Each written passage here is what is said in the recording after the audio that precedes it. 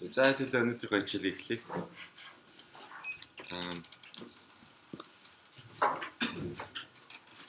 Бид өнөөдөр сургуулийн 5 дугаар бүлэг дээр байгаа.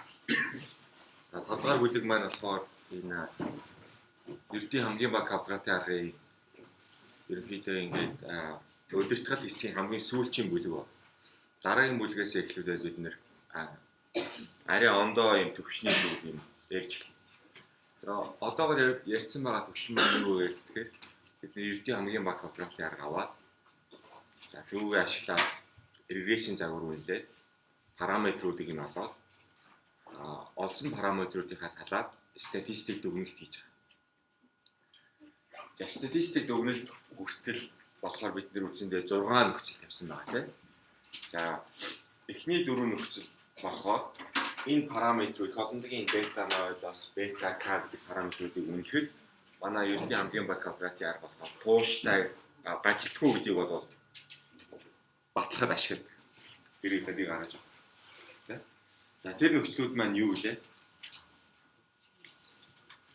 Параметруудын шугам нь нэгдүгээр байвал би энийг байн давтаад байгаа тийм. Хоёрдугаарт нь болохоор би энэ дээр i гэж авах юм бол i нь болохоор 1-ээс n гэж нийт төрүүдийнхөө бичиж штэ. За тэгээд i нь болохоор n хүн байлаа гэж бодоход x нэгдүгээр өсгчийг би бас n яаж авах, цуглуулж авах гэх мэтчлээ. За гэх мэт энэ загварын хувьд болохоор бүх i-ийн хувьд болохоор бета параметр бүгдээрээ адилхан байна. Бүх хүмүүсийн хувьд болохоор бета параметр. Тэгэхээр би нэгдүгээрт энэ параметрууд манай загвартай шугам байна. Ямар нэг хургалт хийгээгүй, квадрацыг жишээгүй, нэг туваагаагүй, логарифм аваа. Дээр нь болохоор y-ууд, x1i, x2i-ууд болохоор самсгүй төвөөс гарч ирсэн. Тэгэхээр бид их олондгоо төлөөлж чадах төвөр цуглуулж чадсан байх хэвээр. За 3 дугаар нөхцөл маань юу вэ? X-ууд болохоор самсгүй өвсгчүүд байна. Тэгэхээр эдгээр нь болохоор вариацтай. Тогтмолтой бол вариац байхгүй, самсгүй өвсгч вариацтай. За тэгээ эдгээрийн хооронд болохоор төгс корреляц байхгүй. Төгс корреляцийн хувьд болохоор самсгүй өвсгчүүдийн тухай.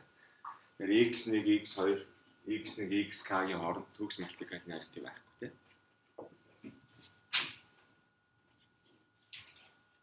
За дөрөвдүгээр нөхцөл маань юу байлаа? Албаны чинь y-г нөлөөлж байгаа тийм. Босод бүх хүчин зүйлс энэ k хөвсгчээс гадна энэ алдааны хэсэгт орчихсон байна. Тэгвэл энэ алдааны нөхцөл хүлээлт нь x-үүдийн утга өгөгдсөн байхад юу юм болохоор хүлээлт нь нөхцөл хүлээлт нь тэгтээ тэнцүү. Энэ бол маш тийм чухал нөхцөл гэж ярьж байсан шүү дээ. Дөрөвдүгээр нөхцөл. MLR 4 гэж заримдаа нэрлэдэг байгаа. За зарим хичээл дээр би A5 assumption 4 гэж нэрлэдэг байгаа. A4 гэж. Тэгэхээр тэр маань юу гэсэн үг вэ гэдэг x-үүдийн утга өгөгдсөн байхад x-үүдийн утга өгөгдсөн байна гэдэг нь ямар нэгэн функцаар дамжаад ороод ирсэн байл хувиргалт хийцний дараа ч гэсэн тэр утга дээр нөхцөлдсөн юугийн хүлээлт болохоор тэг гэж тавигдаж байгаа байхгүй. Тэгэхээр бид нар юугаасаа нөхцөл хүлээлт авчих юм бол тэр маань y-ийн нөхцөл хүлээлт болж өрнө штэ. Тэгээ x-үүд нь зүгээр тогтмолтой болоод хувирчих юм чинь. Тэгээд юугийн нөхцөл хүлээлт гэдэг бол y-ийн нөхцөл хүлээлт болж таарч байгаа. Тэгэхээр тэр бол маш чухал нөхцөл. За 5 дахь нөхцөл маань юу вэ? За 50 дахь нь болохоор юугийн вариац нь x-үүдийн утга өгөгдсөн байхад нөхцөлт вариац нь сигма квадрат гэх тогтмолтой гэж хэлсэн тийм. Сигма квадрат гэх тогтмолтой. За 6 дугаар нөхцөл нь болохоор эхний 5 нөхцөлийг бид нэр Гаусс-Марковын 5 нөхцөл гэж ярьж байгаа. Эхний 4 нь болохоор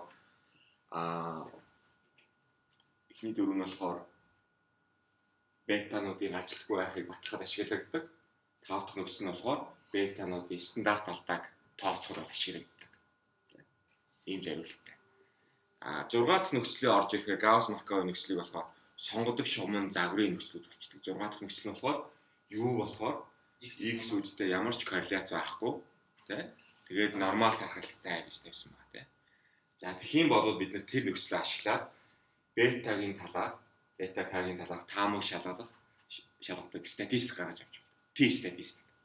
T-статистик гэж гаргаад аваад тэр маань T тархалттай байна гэдгийг батлахад энийг нормал тархалтай байна гэж үзэх шаардлагатай. За тэгээ ийм 6 нөхцөлгөө бид нэр CLM буюу сонгодог Classical Linear Model Assumption сонгодог шугамн загварын нөхцлүүд гэж. За одоо бид нэр ингэж байгаа. Энэ хамгийн сүүлчийн нөхцөл бол маш шатуу нөхцлөө гэж ярьсан шүү дээ.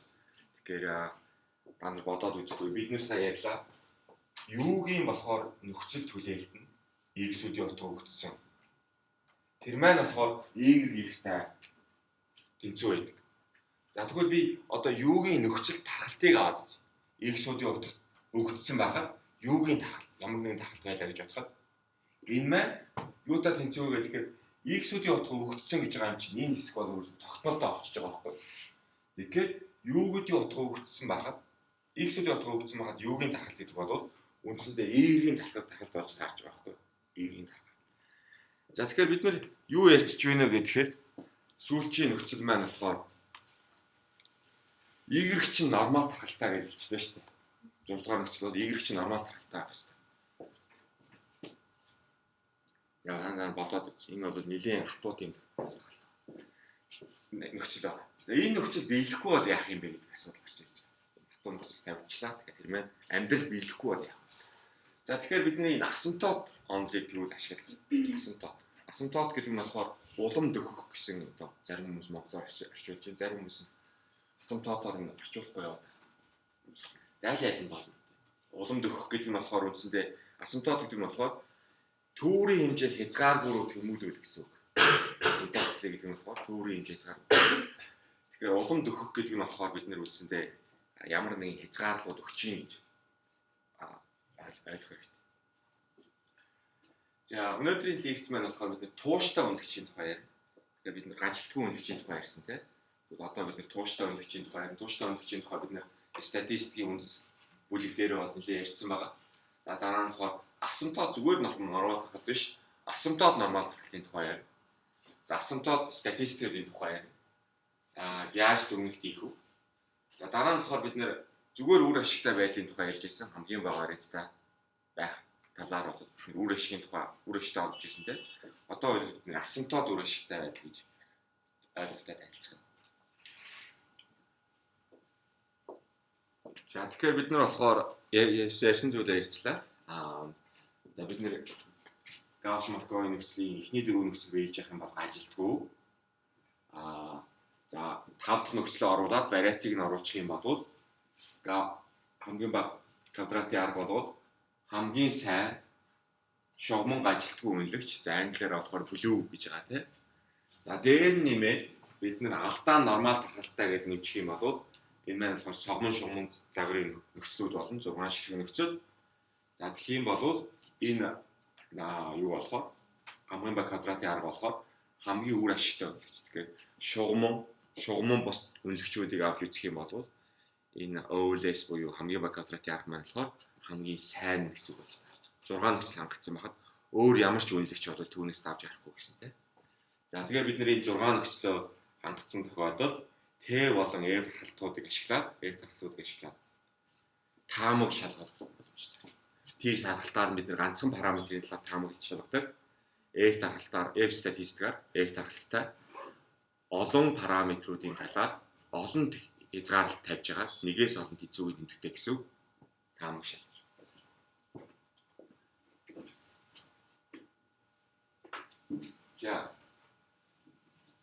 За тэгэхээр Gauss-Markovын нөхцлүүд биелэхгүй байгаа тохиолдолд за бидний эхний нөрөө нөхцөл биелэхгүй байгаа тохиолдолд манай хамгийн бага квадратын арга болохоор ийм ажилтаа болж байгаа. Ажилтаа.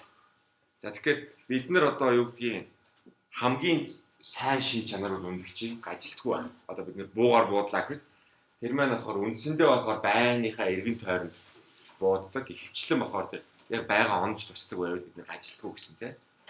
За тэгэхээр дөрөв нөхцлөөр биелэхээ болчих юм бол ажилтаа болчихно гэж ярьлаа.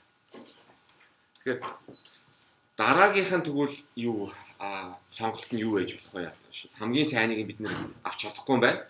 Тэгвэл дараагийнх нь сайн зүйл нь юу вэ?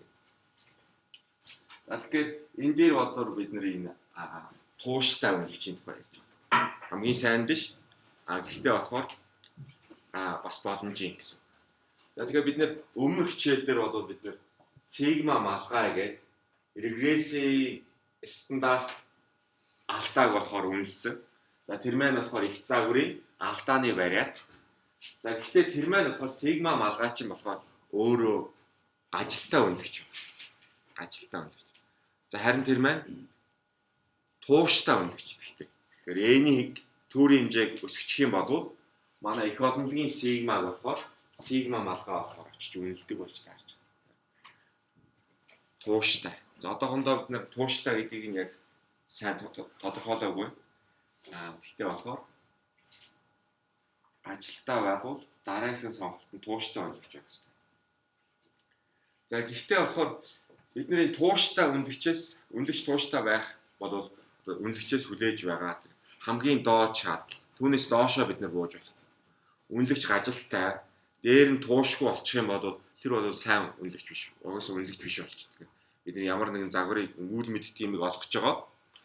Үйл мэддэг параметрыг олгож байгаа. Тэр параметрыг олж өгдөг. Ямар ч олигтой арга биш болно. За бид нар тууштай үнэлэгч гэдэг юу хэлдэг вэ гэхээр N нь хязгааргүй өрөөд юм үлгэхэд N нь маш том болоход үнэлэгчийн маань тархалт жинхэнэ параметрийнхаа утган дээр болохоор очиж одоо юу гэдэг төвлөрдөг гэж яриад. Тэгэхээр одоо бид нэр коллапс гэж англиар ярьдаг. Коллапс гэдэг нь болохоор одоо эндсэнд тархалт маань болохоор нормал тархалтаа сандах юм бол ямар нэгэн голчийн эргэн тойронд ингэж хилбэлцсэн тархалттай зүйл байгаа тийм. За тууштай байна гэхээр N нь хязгааргүй рүү тэмүүлэхээр манай үнэлэгч болохоор ийм даялалтай утга өгөхгүйгээр ингэж хавчиг болсоор байгаа үндсэндээ N хязгааргүй рүү болчих юм бол зүгээр яг их олонлогийнхоо тэр бета дээр очиод ганц юм босоо зураас болчихно гэсэн. Ганц зүгээр үндсэндээ болохоор их олонлогийнхоо параметрыг N хязгааргүй тэмүүлчих юм бол яг олно гэсэн үг болно шүү дээ. Яг тийм дээрээ нэг одоо ийм талбайтай нэг ийм шулуун гараад ирнэ гэсэн. Нэг өндөртэй ийм шулуун гараад ирнэ гэсэн. За үнэлэгч болохоор дор хаяж тууштай. Тэнтэй төсөөлөх юм бол те маш сайн одоо юу гэдэг хантай болъё гэдэг юм бол тэр нь олдохгүй байлаа гэж бодъё те. Тэр нь болохоор ажилтгүй. Тэгэхээр ажилтгүй хань олж чадахгүй байх юм бол тууштай хань олох хэрэгтэй болно шүү дээ. Тэгэхээр юу гэдгийг одоо N хязгааргүй гэдэг хугацаа байдаг юм. Олон жилийн туршид болохоор үндсэндээ болохоор энэ ханийн үүргийг гүйцэтгэхээр тийм. За бид нэр энэ дээр жишээлбэл байж байна. За бид нэр бета 1 гэдэг их олонлогийн параметрийг олгож байгаа. Бидний сонирхож байгаа зүйл болохоор бета 1. За бид нар тэгээ 3 шиг төвөрийн хэмжээ авч үзэж байгаа. N1 нь болохоор хамгийн жижигхэн төвөр, N3 нь болохоор хамгийн өндөр төвөр юм гэж таарч байна. За тэгэхээр бид нар ажилттай байна гэдэг нь болохоор гурван ажилттай. Тэгэхээр бид нар одоо юу гэдгийг N1 байх үед манай үнэлэгч болохоор одоо ингэ дундаж утга нь болохоор дундаж утгыг авах юм бол үндсэндээ нэг энэ хайд болж таарж штэ. Энэ хагдгар зүйлийг чинь дундаж юм уу хүлээгж байгаа утга нь гэдэг талбай энэ тархалтынхаа магадлалын нефтийн функцийн талбай нь болохоор ийшгээ 50%, за нөгөө тийшгээ 50% байхаар голчийг нь олон явах юм бол үндсэндээ нэг энэ хайд болж таарч байгаа байхгүй. Тэгэхээр энэ маань болохоор их олонлогийнхаа бета 1 дээр унахгүй штэ. Хүлээгдэж байгаа утга нь те. Тэгэхээр ажилттай гэсэн. Дараа нь би төвөрийнхаа хэмжээг нэмье. Тэгэхээр болохоор одоо энэ маань болохоор юу гэж байгаа юм бэ гэхээр арай ондоо. За энэ арай номхны энэ болж таарч байна. За дахиад бид нар бодоод үзэхээр энэ маань бол энд байж ах хэвээр. Тэгэхээр энэ цэгээс доошх энэ магадлалын нефтийн функцийн талбай болохоор 50%, 0.5. Дээшг нь болохоор 0.5% болж байгаа. Тэгэхээр дахиад хүлээгдэж байгаа утга нь болохоор их олонлогийнхаа бета 1 дээр тусч өгөхгүй байна. Тэгэхээр энэ маань дахиад ажилттай гэсэн үг. За дараа нь би ингээд түүрийнхаа хэмжээг илүү ихсгэчихээр N3 маань түүрийн хэмжээтэй болохоор магадлалын нефтийн функц нь илүү ингэж босоо орж ирээ. За тэгээд энэний хүлээгдэж байгаа утга нь болохоор бета 1 дээр ороход улам ойртно гэсэн үг байна шүү дээ. Улам ойр. За тэгээд би N1-гээ би хязгааргүй тэмүүлчих юм бол энэ нефтийн функц үндсэндээ ганц босоо зураас тэгээд бета 1 дээрээ төвлөрсөн юм зураас болно шүү дээ. Үүнийг бид нэр тууштай гэж нэрлэдэг. Ажилтгүй үнэлэгчийн хувьд болохоор маш гайхамшигтай байхгүй. Түүрийн хэмжээ маш бага байж болно. 5, 10 маш бага байхад тэр үнэлэгчийн маань харахад болохоор үргэлж энэ дээрээ төвлөрч байна. N-ээс огт хамаарахгүйгээр N хэмжээс огт хамаарахгүйгээр үргэлж энэ дээрээ төвлөрч. Тэгэхээр N-ийг өсгөх юм бол бүгдээрээ энэ дээр төвлөрсөн мөртлөө зүгээр энэ нягтарын хуугч нь улам ингэ нягтаршаад байна. Яг нөгөө л яг бетаныхаа эргэн тооронд улам нэг бүр нягтар болоод байна гэсэн үг байхгүй. Тэ. Тэгэхээр бид нэр ажилтгүй үнэлж олж чадахгүй бол дор хаяж ийм N-ийг хязгаар өөрөөр тэмүүлэхэд хүлээгдэж байгаа утга нь бета нэр дөхтөг тийм үнэлэгчтэй байх хэрэгтэй.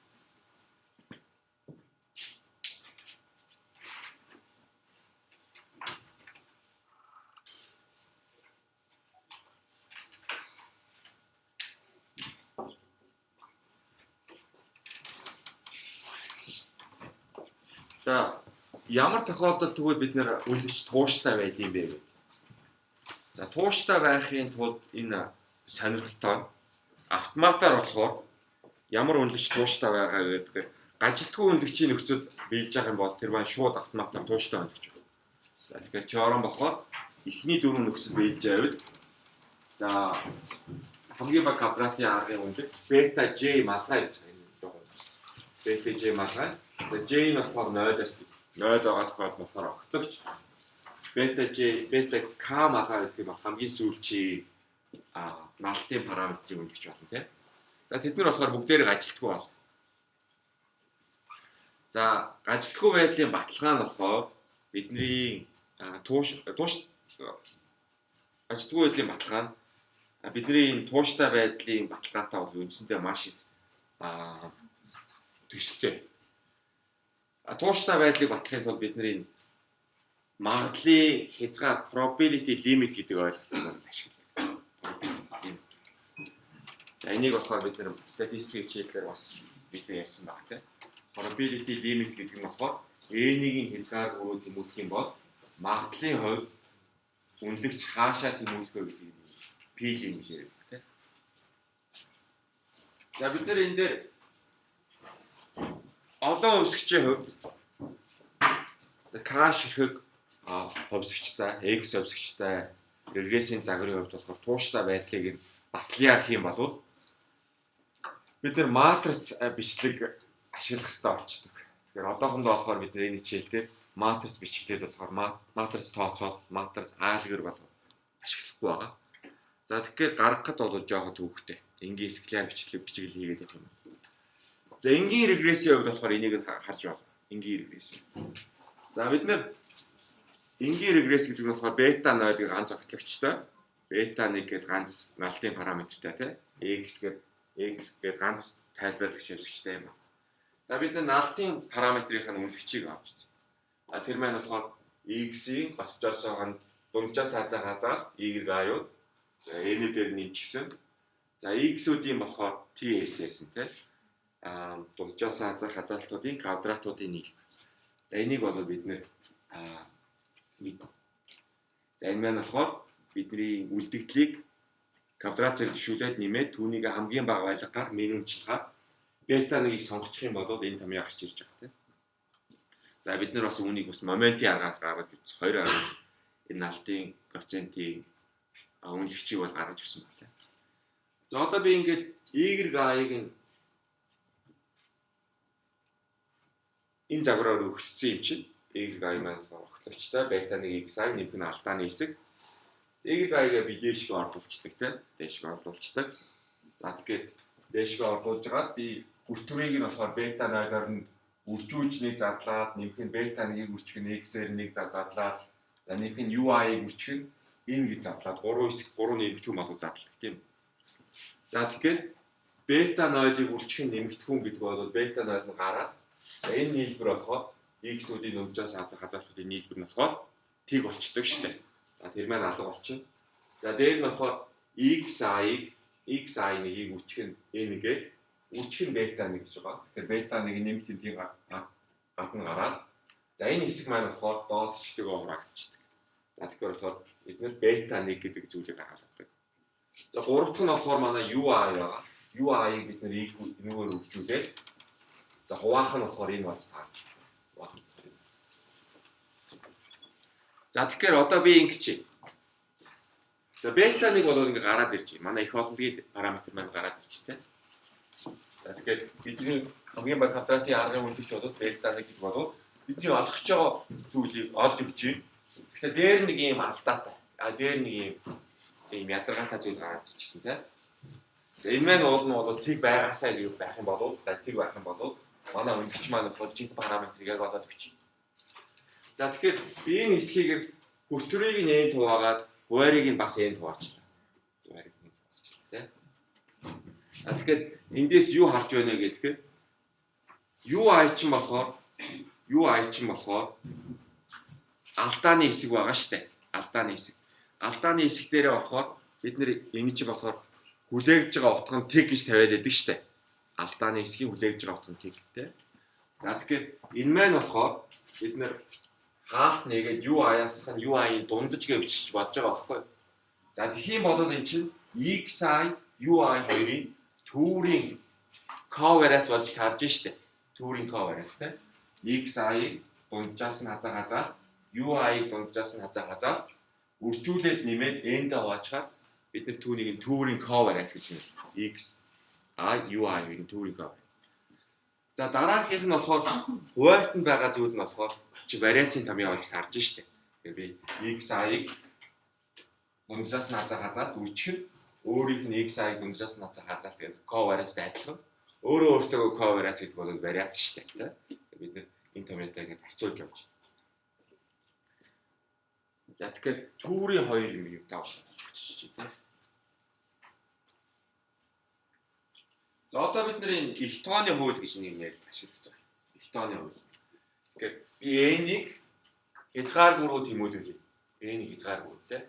За тэгэхээр бета 1 чиг хоолойгийн параметрын чинь ямар ч төлөөнд автахгүй бета 1 тогтмолтой хаваараа байж байна.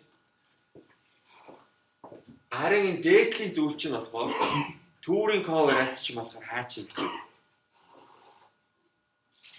Бид нэр түүр авсан байна шүү дээ, n түүр. Тэгэхээр би түүрээ одоо улам бүр ихсгээд байна гэсэн.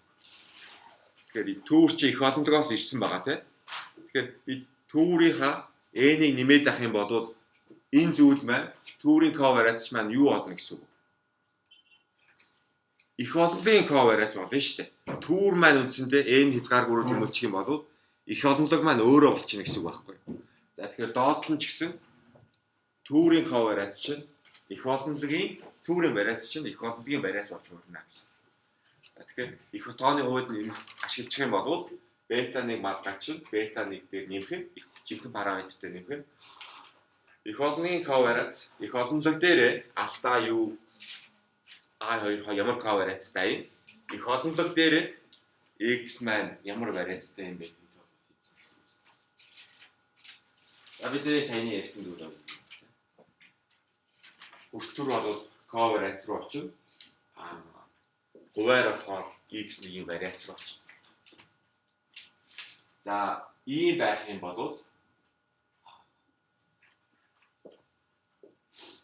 за энэ юу ойлгомжтой байх тийм. За тэгтээ бид нар бол нөгөө саяны зүйлийг харахад энэ маань вариац болж байна гэж тоог ямар нэг юм тувааж штэ тийм. Тэгээд вариац маань болохоор тогтмол вариац маань болохоор тэг байж болохгүй байна штэ. Тэгэхээр x-үүд маань болохоор тогтмолтой байж болохгүй гэдэг нөхцөлийн маань шалтгаан тэр байна тийм. Тэгэхээр бид нэр ML-A3 гээд заримдаа A3 гэж нэрлэсэн. За A3-ийн нөхцөл болохоор юу гэж нөхцөл тавигдсан бэ гэхээр x ч юм болохоор юм самсргүй хувьсгч байна. Вариацтай байна гэсэн. Тогтмолтой авах юм бол вариац байхгүй, вариац нь тэг. За тэгэхээр бид нар тоог тэг туваах гэж оролдох хэрэгтэй болж штэ. Тэгэхээр тэр байдлыг бид нөхцөл тавиад алга болгоцсон. За бичиглэл нь болохоор бид нар ингэж байгаа. P-lim гэдэг n-ийг нь хязгааргүй хэмжүүлсэн үе. Бета 1-ийн үнэлэгч хэлэх болов жинхэнэ параметртэй нэмэх нь coverage.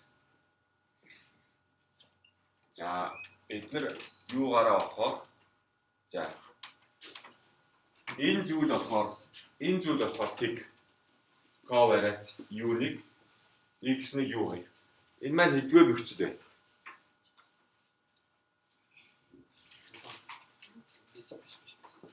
Алдааны хэсэг тайлбарлагч хувьсгчтай корреляц байхгүй гэсэн нөхцөл. Ковариац байхгүй. Дөрөвдүгээр нөхцөл байна шүү дээ, дөрөвдүгээр нөхцөл. Өөрөөр хэлбэл дөрөвдүгээр нөхцөл маань юу байсан бэ гэхээр U-гийн хүлээгдэж байгаа утга нь X-ийн утга өгдсөн байна.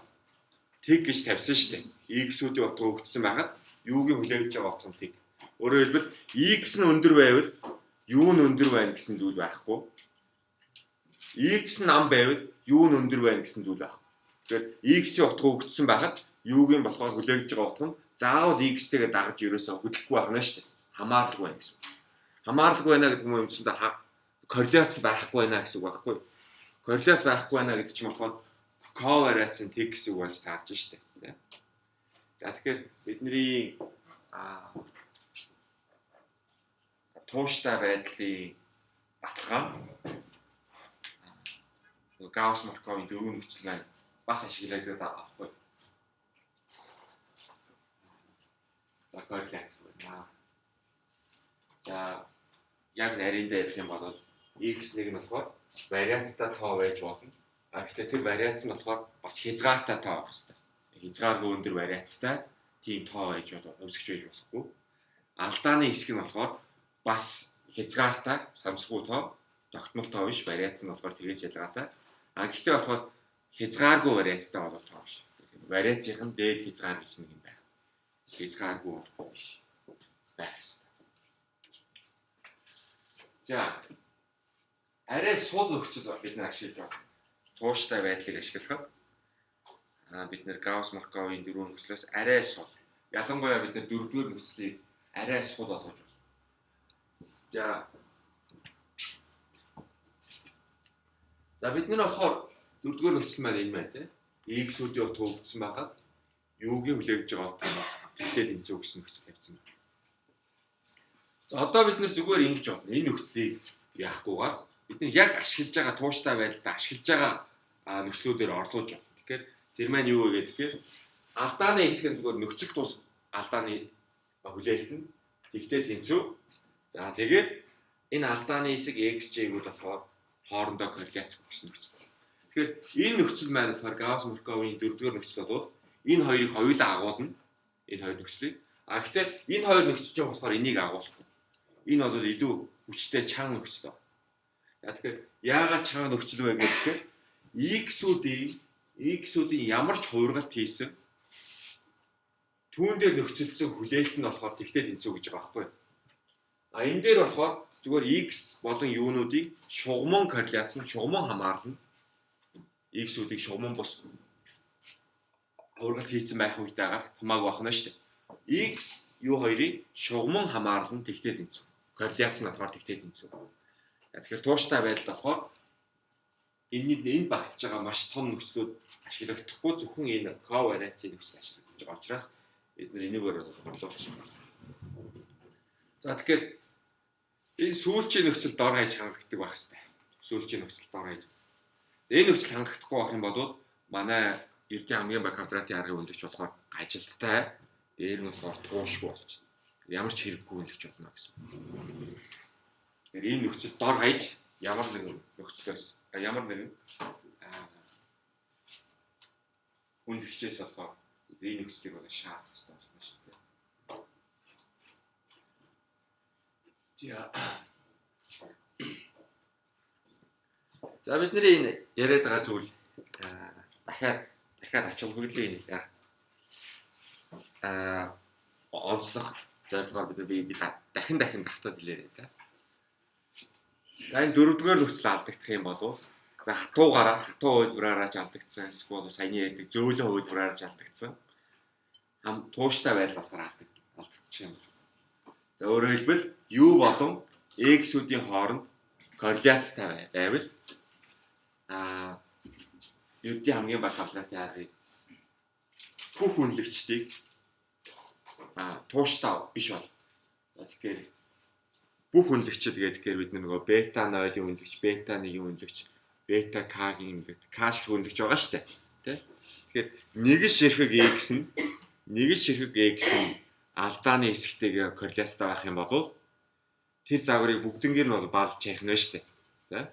ганц хэрэг x нь л алдааны хэсэгтэй байх юм бол бүх налтын параметруудыг үнэлж болохоор тууштай биш болчихно шүү дээ. Ажилттай. Дээр нь болохоор тууштай биш болчихно. За тэгвэл бид хэр их тэр тууштай биш байдлын хэмжээсийг яаж хэмжих вэ? За тэгэхээр мэдээж энэ болохоор манай бета 1 магадлалын хязгаар нь юу юм? За түүн нь болохоор их орлогын параметраас ямар зайтай байгаа юм бэ гэдэг энэ хоёрын зөрүүгээр өгнө гэсэн үг болж байна, тийм. За энэ маань болохоор x1 u2-ын ковариац энгийн загвар дээр бол x1 u2-ын ковариац угаах нь вариац x1 вариац x.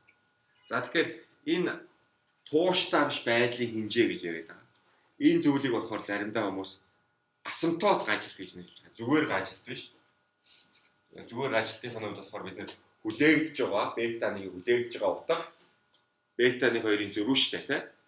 За асимптот гажилт гэдэг нь болохоор P-лем бета 1 за тэгээд их орлогын бета 1 2-ын зөрүүг болохоор асимптот гажилт гэж нэрлэж байна. Асимптот гажилт нь болохоор их орлогын хоёр хэмжигдэхүүнээр хэмжигдэж байна. Ковариац гэдэг нь болохоор их орлогын ковариац болж таалж тийм вариац.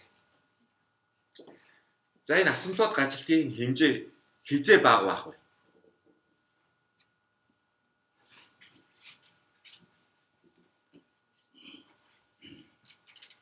x1 u2-ийн ковариац болохоор энийг жолоодж штэ тий. За хэрвээ энэ маань маш бага тоо байх юм бол тэгд ойрхон байх юм бол x1 гэдэг нэг тайлбарлагч хувьсагч алдааны хэсэг хоёрын чинь корреляц нь маш бага тоо байх юм бол тэгд ойрхон тоо байх юм бол асимптот гажилт нь болохоор том асуудал биш. Тэ? Үндсэндээ бол тэгд ойрхон тоо болох нь шүү дээ. За харин энэ ковариац болохоор өндөр корреляц нь өндөр тоо байх юм бол бидний хувьд асуудалтай болж байна, тийм. За дээр нь болохоор энэ вариац ямар байх вэ? Вариац маш өндөр тоо байх юм бол энэ маань үндсэндээ болохоор тэгтэй ойрхон тоо болох нь, тийм. Вариац нь бага тоо байх юм бол энэ асимптот юу нь болохоор гажилт нь болохоор ихсэн, тийм. За x гэдэг чинь болохоор манай тоо. X гэдэг нь тайлбарлагч хувьсагч. Тэгэхээр бид нар болохоор x-ийг болохоор төврөөсөө бид нэг харчиж болно. Тийм. Бид нэг вариацыг тооцож болно, тийм үү? U болохоор харин хэцүү. U чинь болохоор их олонлогын алдааны хэсэг шүү дээ. Их олонлогын алдааг болохоор бид нар хизээч ажиглахгүй. Их олонлогын алдаа гэсэн хувьсагч бол биднэрт юусоо олдохгүй байна шүү дээ. За тэгэхээр энэ бол зөвхөн ийм онлын хувь харж болдог тийм хамаарал болж байна. Тэгэхээр төвөр дээрээс болохоор бид нэг нэг бол тооцож чадахгүй байна шүү дээ. За одоо бид нэг нэг ажилтаа байсан үеийнхээ адилхан юм.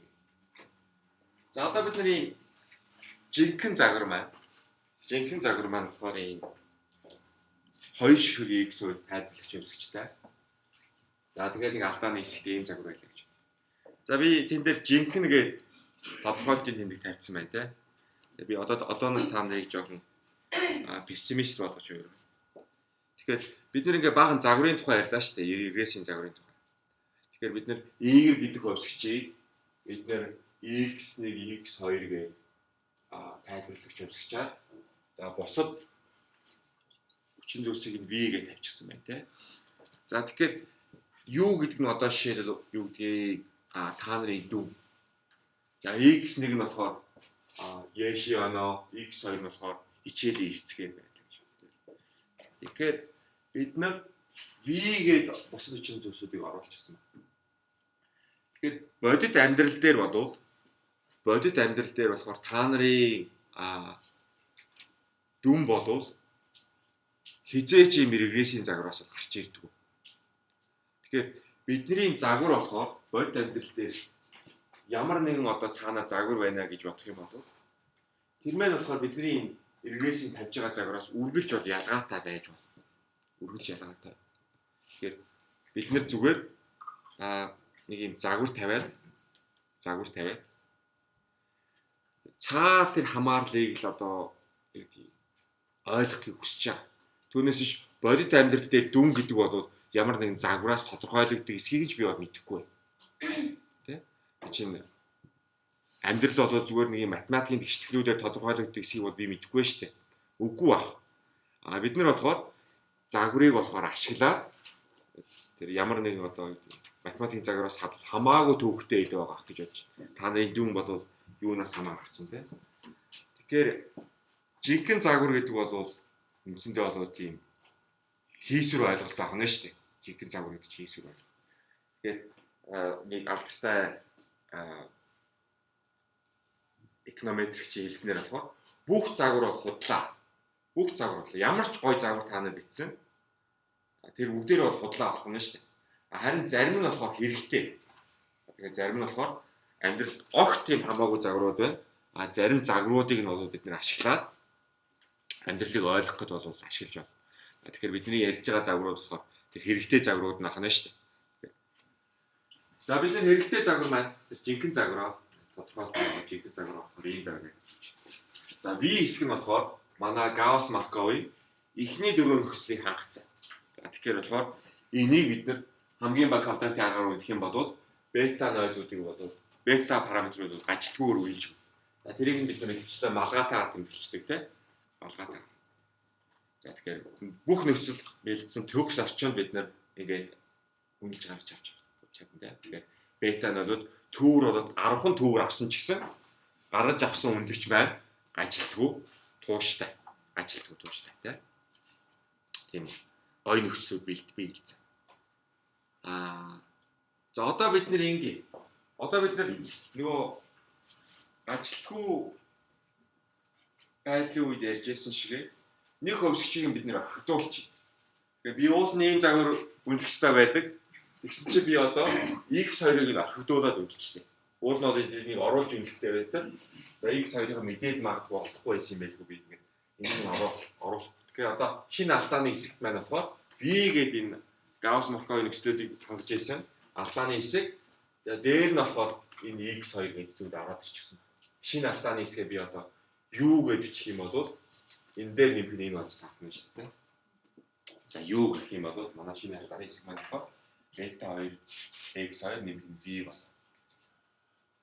За энэ тохиолдолд бид нэр ажилт нь ямар байх вэ? Одоо би бета 1-ийг үнэлээд энэ тохиолдолд бета 1-ийг үнэлээд за энэ маань болохоор жинхэнэ их болдгийнхаа энэ бета 1-ээс хэр ялгаатай байх вэ гэдэг болохоор ажилтныхаа өснөлтийг бол гаргаж ирсэн шүү дээ.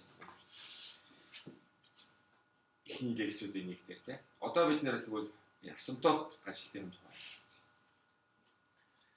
За тэгэхээр бета 1 нь болохоор одоо яах вэ гэхээр энэ энгийн загвар дээр болохоор бета 1-ийн одоо энийг орхигдуулаад үнэлсэн бета 1-ийн үнэлчгээ би бета 1 тилда гэж нэрлэж байгаа. Бета 1 тилда. За тэгвэл энэ бета 1 тилда нь болохоор n-ийг хязгааргүйрүү тэмүүлчих юм бол n-ийг p-ийг барьчихсан тийм. Тэр маань их олонлогынхоо жинхэнэ бета 1 дээр нэмэх нь ямар нэг юм. Тэгэхээр уул нь энэ юм байхгүй байсан бол бид нар тууштай үнэлэгчтэй болно шүү дээ. Тийм. Бета 1 тилда ч юм болохоор бета 1-ийг олчих нь. За гэтэл одоо бид нар ингээ бета 2 дээр нэмэх дельта 1 гэсэн зүйл байна. За бета 2 гэдэг бол энэ анх их олонлогийн параметр дээр байгаа x2-ын y-т үзүүлж байгаа нөлөөг бид нэ бета 2 гэсэн байна тийм. Бета 2 тэр байсан бол их олонлог дээр энэ x2 анханасаа y-т ямар ч нөлөөгүй байх юм бол бид нэр x2-ыг орхидуулдаг нь болохоор зөв байх нь шүү дээ. Ямар ч алдаа гарахгүй. Тэгэхээр болохоор бета 1 маань болохоор тууштай бета 2-ыг бета 2 чи тэг юм чи энэ бол алга болчих. Ямар ч асуудал байна. Дельта 1 нь болохоор юу вэ гэхээр x1 x2-ийн болохоор ковариацийг хуваах нь болохоор вариац x1 гэж байна. Вариац x. За энэ шууд бичиж энэ 5-5-6 юм. За тэгэхээр одоо яаж байна гэхээр юу харж болохоор гэхээр вариац чинь болохоор тэмдэг нь юу вэ? Вариацийн тэмдэг нь юу юм?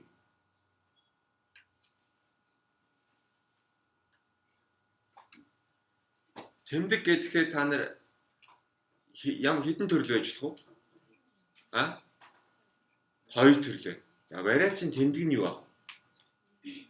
нэмэх байна үстэй. Тэ?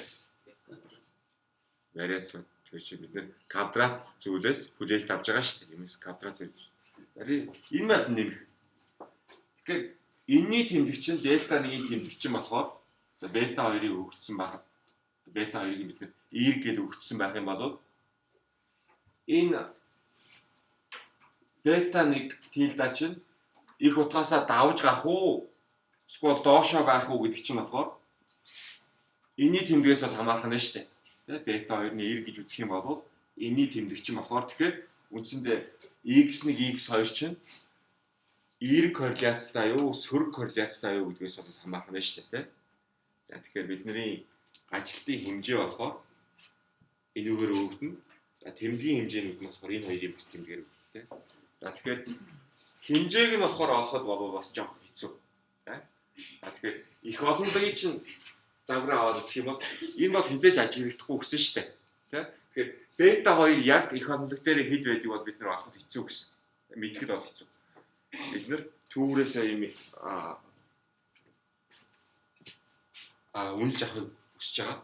За гэхдээ одоо бол бид нэр энийг чинь угаасаа үнэлэхгүйгээр орхигдуулчаад байгаа шүү дээ. За тэгэхээр бета 2 чи яг ямар хэмжээтэй байхыг бид нар мэдэхгүй. Дельта 1-ийг нь болохоор бид нэр түүрээсээ дор хаяж үнэлээд гаргаж авч чадна шүү дээ. X1 x2. За гэхдээ болохоор x2-ыг бид нэр хэмжиж чадахгүй байгаа тохиолдолд одоо ур чадвар гэдэг ч юм уу те. Хэмжиж чадахгүй байгаа тохиолдолд энэ маань бас хэцүү болж. Гэхдээ болохоор онлын хувьд тэмдгийнх нь одоо бид нэр юм ярьж чадах нь шүү дээ. Одоо жишээ нь бид нэр та нарын y-ийг дүнгээ ярьж байгаа те. За энийг бид нэр болохоор y-ши оноо энийг нь эрсцгээд гэж байгаа.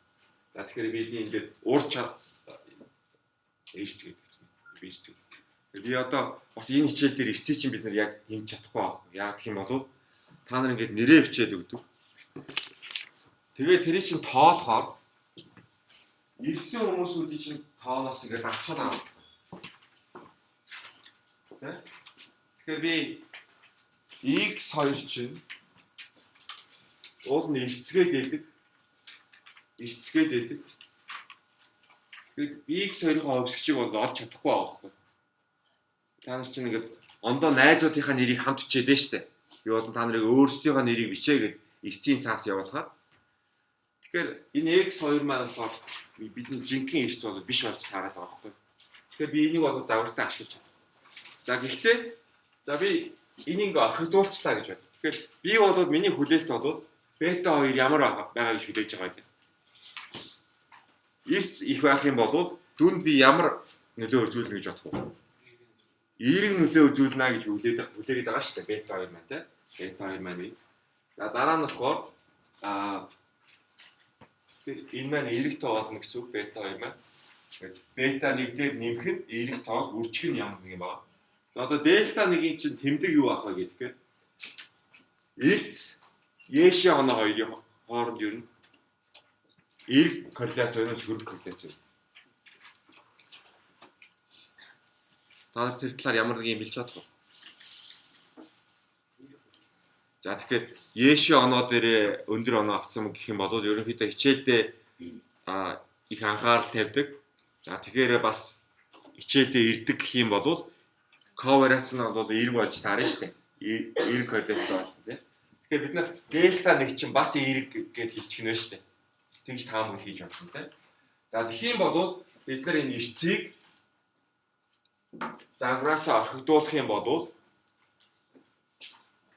энэ y-ши манай дүнд үзүүлэх нөлөө бета 1 үнэлж гарч байгаа энэ бета 1 тилда ч юм болохоор яаж яах нь асимптот ажилт нь ямар авах нь эерэг байх нь шүү дээ. Тэгэхээр бид нэр ямар нэгэн бета 1-ийг гаргаад авчаад тэр мэн жинхэнэ y-ши чинь дүнд үзүүлэх нөлөө бүр хэтрүүлээд үнэлчихнэ гэсэн үг байна шүү дээ. Хэтрүүлээд үнэлчихнэ гэсэн үг байна. Асимптотын хувьд болохоор дээшээ гажсан зүйлээ олж таарч шүү дээ. За тэгэхээр бид нэр яг саяныхаа ярьсан зүйлийг ашиглаад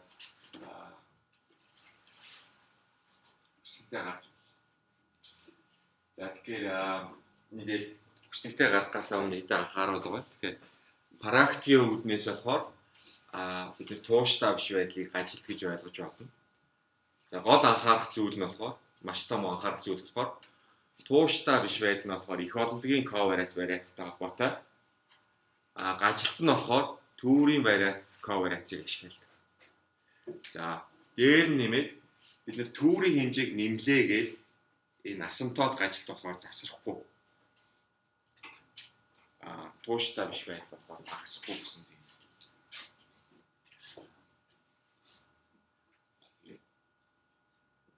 X1 X2 нь корреляцгүй болвол дельта 1 тийг болвол энэ дельта 1 тилта нь тууштай. За гэхдээ болохоор энэ маань ажилтгүй гэсэн бол үг биш.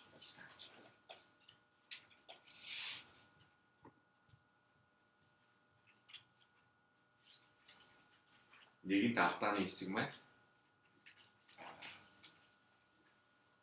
X2-ыг загварыг чухал өмсгчийг орхилуулсан байна. За саяны бидний ярьдаг зүйл бол энэ байна. Тэр бид нэр эрц Е-ши оноо эрг корреляцтай. За дараа нь болохоор эрцийн бета хайтыг дүнд үзүүлэх нөлөө болохоор эрг байх юм бол манай асимптот гажил болохоор эрг ажилт байна.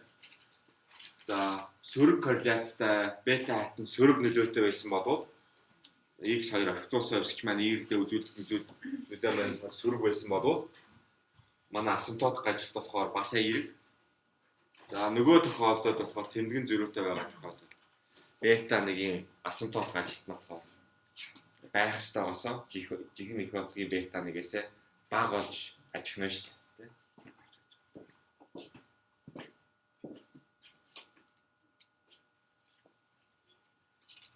За тэгэхээр нэгэн тууштай биш болов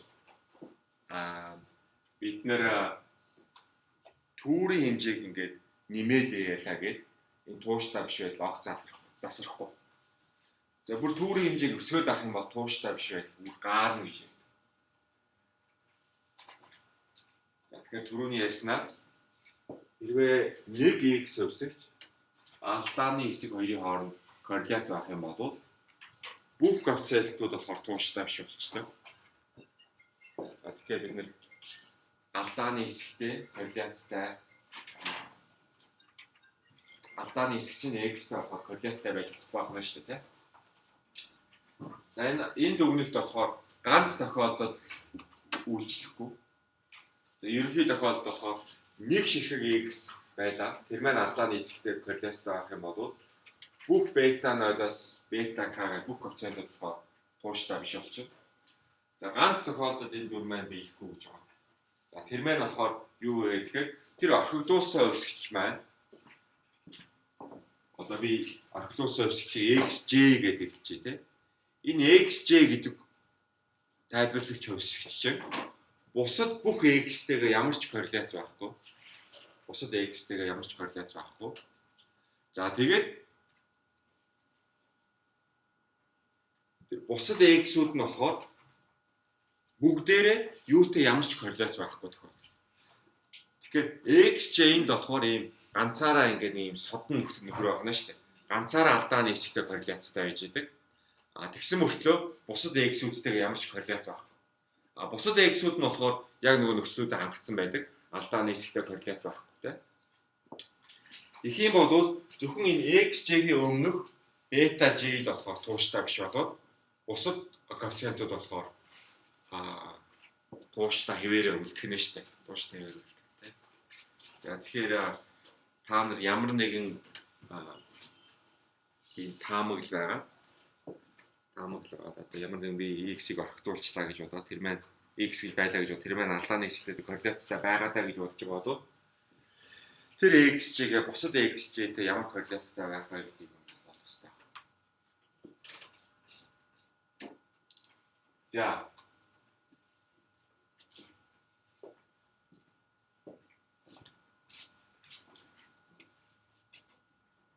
За бид нөгөө 6 дахь нөхцлөө тавиад алдааны хэсэг маань болохоор нөхцөлд нормал хангалттай нөхцөлөө тавьсныхаа үндсэндээ бид нэр Т шалгуурыг гаргаж авсан. Параметрийн нэг параметрийн талаар таамаг шалгадаг. За мөн хэд хэдэн параметруудын талаар зэрэг шалгадаг F шалгуурыг гаргаж авсан. Тэгэхээр бидний 6 дугаар нөхцөл болохоор энд ашиглагдаж байгаа тийм. За энэ 6 дугаар нөхцөл биелсэн байгаа тохиолдолд төвөрийн тархалтууд маань нөгөө бета J-гүүдийн шин тархалтууд маань болохоор бүгдээрээ нормал тий бүгдээрээ нормал гэж гарч байгаа. За тэгэхээр бид нэр бета J-ийн талаар таамаглуудаа нормал тархалт дээр үндэслээд хийж байгаа тий. За тэр мэн болохоор энэ экологийн алдааны хэсэг маань үндсэндээ нормал тархалтай гэж үзсэнтэй холбоотой. За тэгэхээр алдааны хэсэг би түрүүний ярьжсэн тий. Алдааны хэсгийг нормал тархалтай гэж үзэх юм. Нөхцөл X-үүдийн хувьд өгдсөн байхад алдааны хэсэг нь нормал тархалтай гэж үзэх юм. Y бас нормал тархалтай гэж үзсэнтэй адилхан гэж хэлсэн тий. За тэгэхээр энэ маань болохоор одоо алдагдана. За одоо жишээлбэл би ингээд аваад үзье тий. Цалин гэдээ аваад үзье. Цалингийн доод хязгаар нь хэд вэ?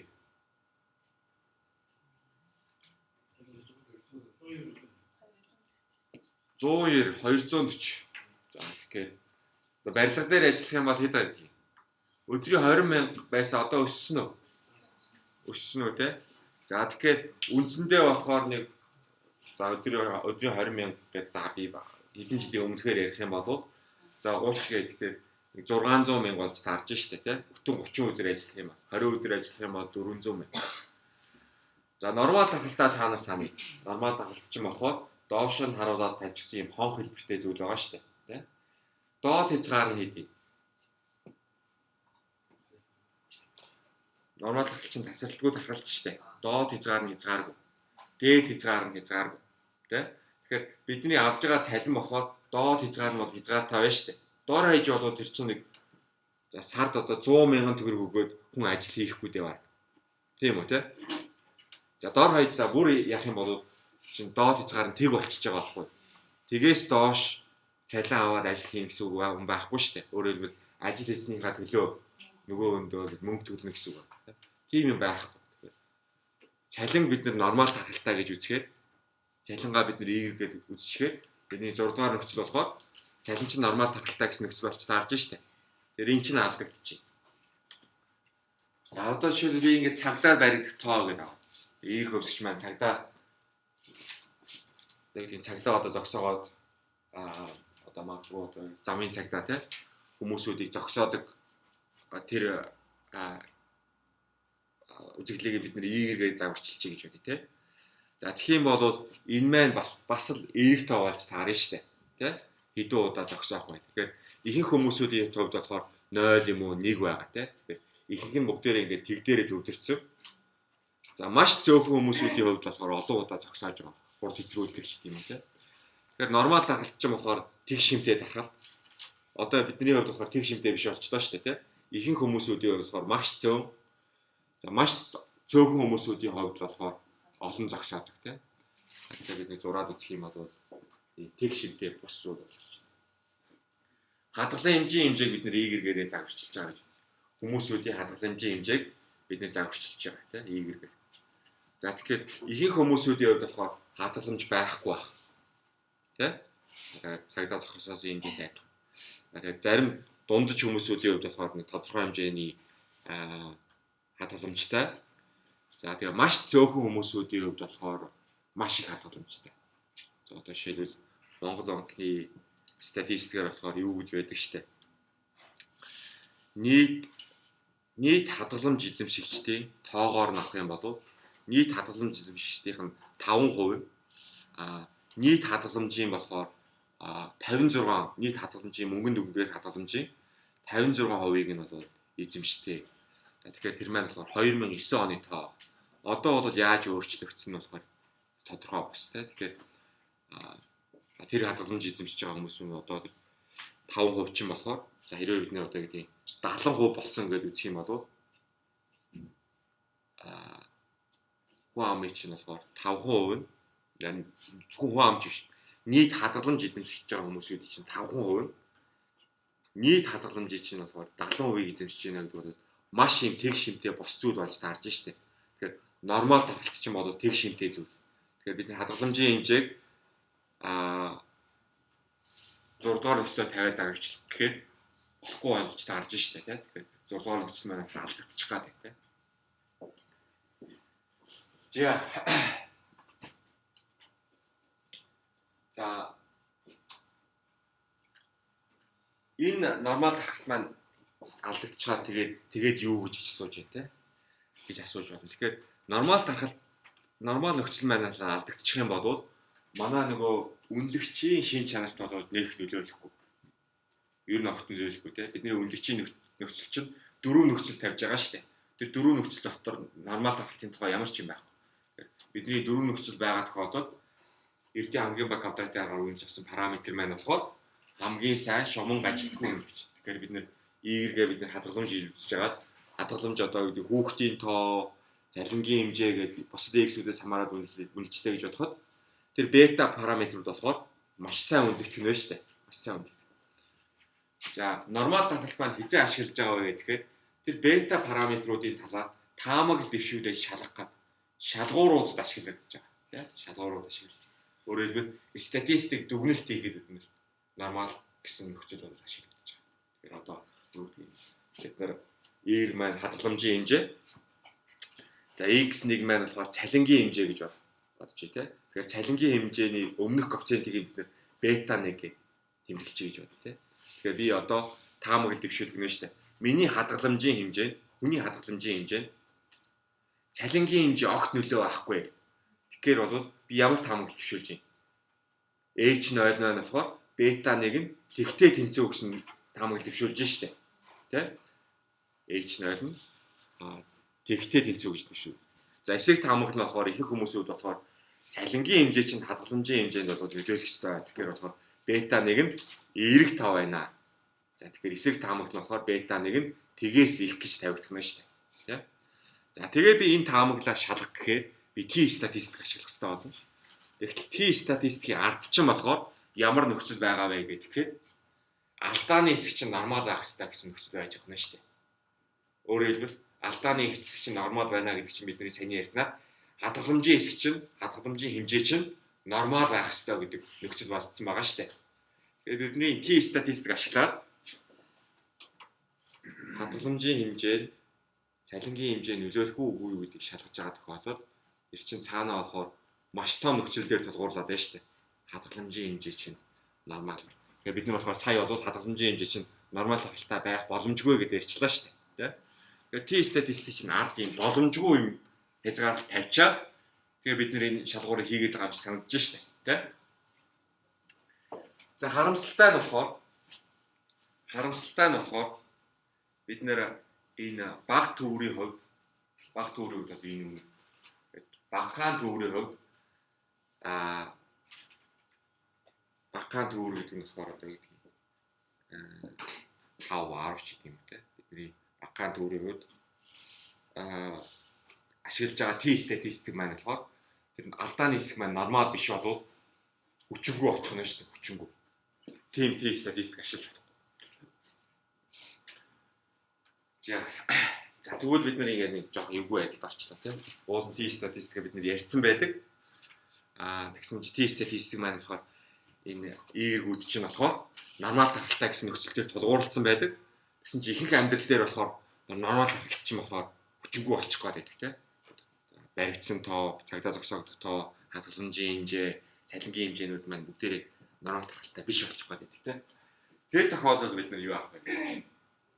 Тэгвэл бидний аврагч бол энэ төв хязгаарын теорем гэдэг зүйл байна. За бидний аврагч төв хязгаарын теорем гэж юу хэлдэг вэ гэхээр ердийн хамгийн бага квадратын үнэлэгч нь болохоор асимптотын хувьд болохоор нормал. Асимптотын хувьд нормал. Тэгэхээр E1-ийг нь одоо бид нэр хязгааргүй руу тэмүүлүүлчих юм бол тэгэх юм бол нөгөө бета J-нүүд чинь болохоор нормал болчихно шүү дээ. Нормал. Тэгэхээр нөгөө цалин маань хэдийгээр одоо нормал тархалтай биш боловч 5 хүний цалин аваад 5 хүний хадгаламжийн хэмжээг аваад цалингийн хэмжээг нь хадгаламж нөлөөлдөг үү гэдгийг статистикээр шалгаж болохгүй боловч бид нар одоо төвөрийнхээ хэмжээ өсгөж 100 болгох чинь тий 200 болгох чинь. За тэгхийн болов нөгөө n рүүгээ n хязгааргүйгээр тэмүүлэхийн хэрээр манай энэ бетанууд болохоор улам бүр нормал тархалтай адилхан болоод байгаа нь шүү дээ. Тий? Улам бүр нормал тархалтай. Тэгэхээр бид нэр том төвөртэй байх хэрэгтэй гэдгийг, төвөр чинь харьцангуй том байх хэрэгтэй гэдгийг, төврөө одоо гэдгийг хангалттай сайн авах хэрэгтэй гэдгийг цааш шалтгаан нь болохоор юм. За асамтод төвөж гарын теорем ярих бид нар асамтод нормал чанар гэж. Асамтод нормал чанар гэдэг үг тийм. Тэгэхээр энэ чанар маань болохоор юу вэ гэхээр n нь хязгааргүй байгаа үед ямар нэгэн би ингээд z гэдэг нэг юм самсргүй өсгөж аваад үзчих. Z гэдэг ямар нэгэн самсргүй өсгөж. Дурын самсргүй өсгөж байлаа гэж байна. Ямар ч тархалттай. Одоо манай ийм тэг шимтэй бус тархалтаас ирсэн өсгөж байж болно. Одоо манай цалинч тэг шимтэй бус гэдэг байгаа шүү дээ. Тэ? Ямар ч тийм тэг шимтэй бус тархалтаас ирсэн. За тэгвэл түүний тэр өсгөчийг ямар нэг дурын жижигхэн z гэдэг өсгөчээс авах магадлалыг нь аваад үзье. Тэгээ үгүй бид.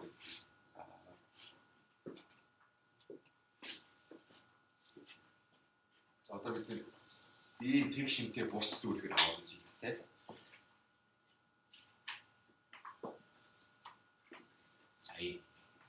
За энэ дээр болохоор 0. Тэгэхээр тэг шимтэй бус биш. Энд чинь бүргээ нэг сүултээ болж таарч штэ тийм. Ийм сүултээ тархалтаас одоо бид цалингийн ингээд өсгөж явах юм бол авч болох цалин чинь болохоор хамгийн доод нь 0. Тэгээ дээшгээ болохоор ингээд хязгааргүй. Тэгээ маш өндөр цалин авдаг хүмүүсүүдийн тоо маш бага. Ихэнх нь болохоор нэг ийм дундад цалин авч байгаа шүү дээ. За энэ нь магадгүй ингээд жоохон босчихсон. Тэгээсээ жоохон босчихсон. За тэгэхээр энэ дээр нь одоо юу гэх 400 мянгаас одоо 400 мянгаас сарын 400 мянгаас за 2016 оны 2 дугаар улирлын чинь дунд цалин чинь болохоор 888 мянга шүү дээ. За тэгэхээр ихэнх хүмүүсүүд нь болохоор ингээд 400 мянгаас 880 мянга хооронд авч. За тэгэхээр Z маань болохоор одоо би ингээд энэ цалин гэж үзчих тийм. За тэгэхээр би дурын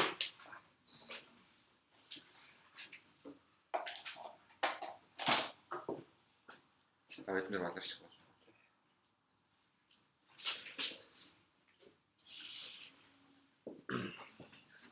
За тэгэхээр саяны өн дээрээ болохоор бид нэр дурын жижигхэн Z утгаас их өндөр авах магадлал маань стандарт нормал тархалт руу бол тэмүүлдэг. Стандарт нормал тархалт руу. Тэгэхээр төврийнхээ хэмжээг бид нэр ихсгэх юм бол бид нэр бүх тархалтууд үүсгэн байхаар нормал тархалт руу тэмүүлдэг.